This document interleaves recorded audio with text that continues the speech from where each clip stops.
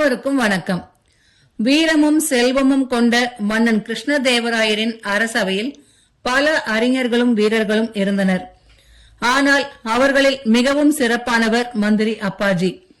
அவருடைய அறிவையும் விவேகத்தையும் அனைவரும் பாராட்டினாலும் ஒருவர் மட்டும் அதை ஏற்க தயங்கினார். அவர் வேறு யாரும் அல்ல, மகாராணியே. அந்த சந்தேகத்தை நீக்க மன்னர் வைத்த ஒரு சிறிய சோதனை பின்னாளில் ஒரு பெரிய போரை உருவாக்கியது. ஆனால் அதே சோதனை எவ்வாறு அப்பாஜியின் அபார புத்தி கூர்மையையும் உலகிற்கு வெளிக்காட்டியது என்பதை விளக்குவதாக இந்த கதை அமைகிறது. கதைக்குள் செல்வதற்கு முன்பாக எங்கள் சேனலை சப்ஸ்கிரைப் செய்து பெல் பட்டனை அழுத்துங்கள். எங்கள் கதைகள் உடனுக்குடன் உங்களை வந்து சேரும். வாருங்கள், கதைக்குள் செல்வோம். விஜயநகர பேரரசு செல்வ செழிப்பிலும் வீரத்திலும் புகழ்பெற்று விளங்கிக் கொண்டிருந்தது.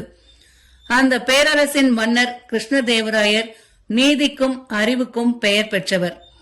அவரது அரசவையில் பல திறமையாளர்கள் இருந்தாலும் மந்திரி அப்பாஜிக்கு தனி மதிப்பு இருந்தது.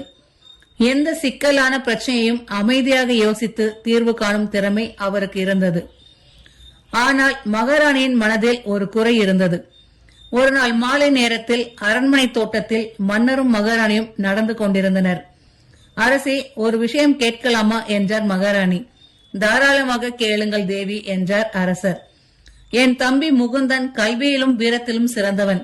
அப்படி இருக்க அவனை மந்திரியாக நியமிக்காமல் ஏன் அப்பாஜியை நியமித்தீர்கள் என்று கேட்டார். மன்னர் புன்னகைத்தார். தேவி, மந்திரியாக இருப்பதற்கு வெறும் கல்வியும் வீரமும் போதாது என்றார்.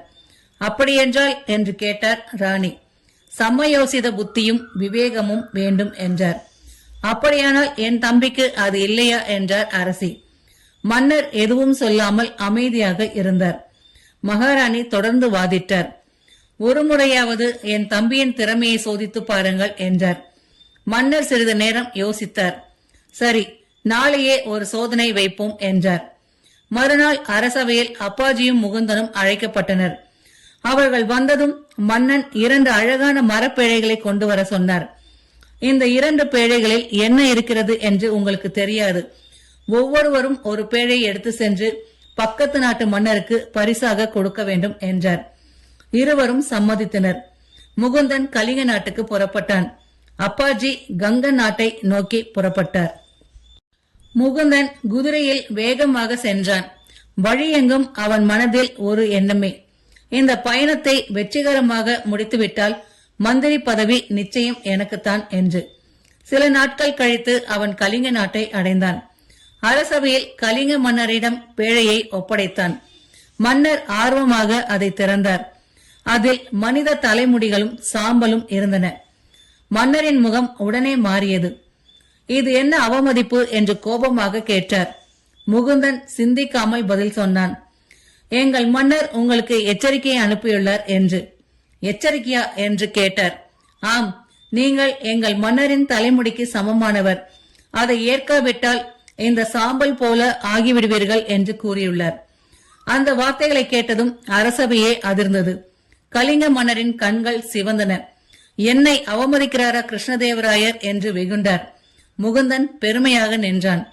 அவன் சொன்ன வார்த்தைகள் ஒரு நாட்டின் கோபத்தை தூண்டியதை அவன் உணரவில்லை. மன்னர் உடனே தளபதிகளை அழைத்தார். படையை தயாரியுங்கள், விஜயநகரத்தை தாக்கப் போகிறோம் என்றார். இதற்கிடையில் அப்பாஜி கங்க நாட்டை அடைந்தார். கங்க மன்னர் அவரை மரியாதையுடன் வரவேற்றார். பேழையை பெற்றுக்கொண்டு திறந்தார். உள்ளே சாம்பலும் தலைமுடிகளும் இருந்தன. அப்பாஜி, இது என்ன என்று கேட்டார். அப்பாஜி ஒரு கணம் யோசித்தார். அவருக்கு உடனே நிலைமை புரிந்தது. மன்னா, இது சாதாரண சாம்பல் அல்ல என்றார். அப்படியா என்று கேட்டார் மன்னர். எங்கள் மன்னர் உங்களது நலனுக்காக ஒரு மகா யாகம் நடத்தினார். அந்த யாகத்தின் புனித பிரசாதம்தான் இந்த சாம்பல் என்றார். கங்க மன்னர் ஆச்சரியப்பட்டார். அப்படியென்றால் இந்த தலைமுடி என்று கேட்டார். யாகத்தின் போது அர்ப்பணிக்கப்பட்ட புனித பொருள். இதை வைத்திருப்பவருக்கு வெற்றியும் செழிப்பும் கிடைக்கும் என்று முனிவர்கள் கூறியுள்ளனர் என்றார். கங்க மன்னரின் முகம் மலர்ந்தது. எவ்வளவு அன்பான பரிசு என்று வியந்தார். அவர் உடனே அப்பாஜிக்கு பல பரிசுகள் வழங்கினார். மேலும் எப்போதாவது உதவி தேவைப்பட்டால் என் படை உங்களுடன் இருக்கும் என்றார். அப்பாஜி விஜயநகரம் திரும்பிக் கொண்டிருந்த போது ஒரு அதிர்ச்சி செய்தி கிடைத்தது. கலிங்க மன்னன் பெரும் படையுடன் விஜயநகரத்தை நோக்கி வருகிறான் என்று. அப்பாஜி உடனே நிலைமையை புரிந்து கொண்டார். கங்க மன்னரிடம் சென்று உதவி கேட்டார். கங்க மன்னரும் தனது வாக்குறுதியை காப்பாற்றினார்.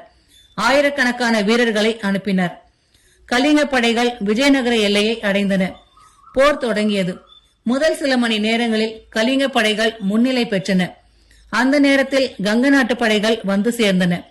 கலிங்க மன்னன் அதிர்ச்சி அடைந்தான். கங்க நாடு ஏன் விஜயநகரத்திற்கு உதவுகிறது என்று குழம்பினான். இரு படைகளும் இணைந்து தாக்கியதால் கலிங்க படைகள் பின்வாங்க தொடங்கின. இறுதியில் கலிங்க மன்னன் தோல்வியை ஒப்புக்கொண்டான். போர் முடிந்ததும் அரசவையில் அனைவரும் கூடியிருந்தனர். மன்னன் முகுந்தனை நோக்கி பார்த்தார். நீ என்ன சொன்னாய் என்று. முகுந்தன் தலை குனிந்தான். பின்னர் அப்பாஜியை நோக்கினார். நீ என்ன சொன்னாய் என்று கேட்டார். அப்பாஜி அமைதியாக நடந்ததை விளக்கினார். மகாராணி அனைத்தையும் கேட்டுக்கொண்டிருந்தார். இப்பொழுது அவருக்கு புரிந்தது. ஒரே பொருளை 2 பேர் பார்த்தார்கள். ஒருவர் அதிலிருந்து பகையை உருவாக்கினார், மற்றொருவர் அதிலிருந்து நட்பை உருவாக்கினார். மகாராணி எழுந்து அப்பாஜியிடம் வந்தார். அப்பாஜி, உங்களின் அறிவை நான் சரியாக மதிக்கவில்லை, என்னை மன்னித்து விடுங்கள் என்றார்.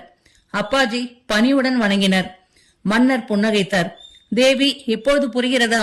மந்திரியாக இருப்பதற்கு வேகம் போதாது, விவேகம் வேண்டும் என்றார்.